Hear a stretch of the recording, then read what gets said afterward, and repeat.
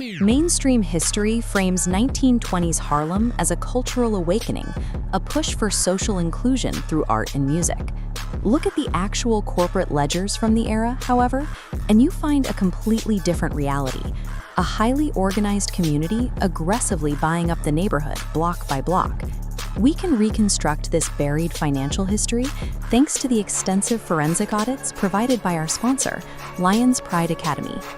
Conventional records dismiss early Black Israelite groups as impoverished migrants preying in tiny storefronts.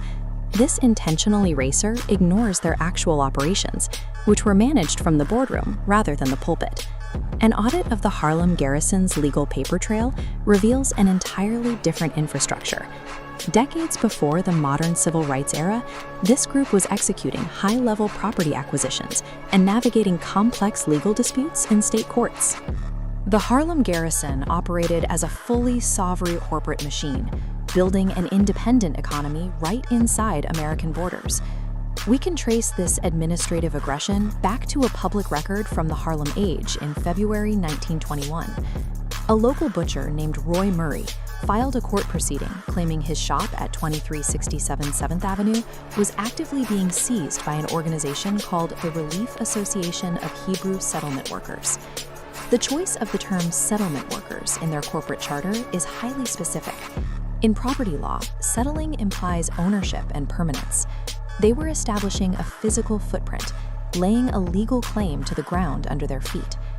The court case shows this community utilizing their own internal legal societies, sometimes operating under the name the Live Ever Society, to protect those territorial interests in the New York court system. By 1921, this group had established a court-recognized administrative presence. They had the legal leverage to manage property and enforce their own interests without asking for external permission. That legal leverage required a massive treasury. In 1928, Rabbi Arnold Josiah Ford designed the community's financial engine by incorporating the B'nai Abraham Progressive Corporation. This chart demonstrates the mechanics of their most disruptive financial move. Instead of passing a collection plate, the corporation began issuing shares of stock directly to the everyday members of the Harlem Garrison. Hundreds of small capital inputs merged to form a massive central treasury. They weaponized this pooled capital like a modern real estate investment trust. B'nai Abraham used the funds to purchase multi-story buildings, such as 127 West 134th Street, outright. Look at this streetscape of 1920s Harlem. In the buildings they acquired here, the corporation implemented a closed-loop economy. Vocational and language schools operated on the ground floors, while the upper levels provided leased housing for their own members.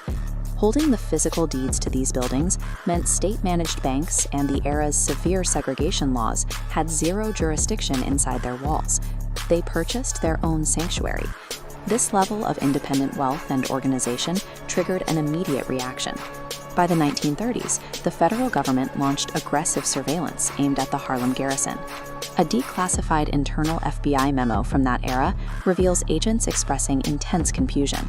The documents explicitly note the group's high intelligence and their ability to communicate in fluent Hebrew. The agents stumbled upon a sophisticated security protocol. The community was intentionally using Hebrew as a functional syntax, a cryptographic tool designed specifically to lock out wiretaps and confuse federal informants. They took a language categorized purely as a religious artifact and deployed it as a high-level corporate security barrier to protect their internal communications. The federal government realized they were entirely blind.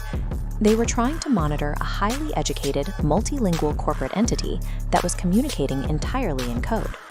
The real estate profits generated in New York served a much larger purpose. The Treasury funded a massive international diplomacy operation. In 1930, Arnold Josiah Ford leveraged the corporation's wealth and status to travel to Ethiopia.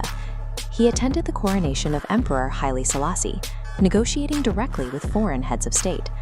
Ford's diplomacy secured a physical royal land grant directly from the Cushite Israelite administration. He acquired 800 acres of territory in Shashamene for the Harlem Garrison. This diagram maps the scale of their expansion. They escalated from holding the deed to a single multi-story building in New York to securing a physical footprint of 800 acres on a second continent.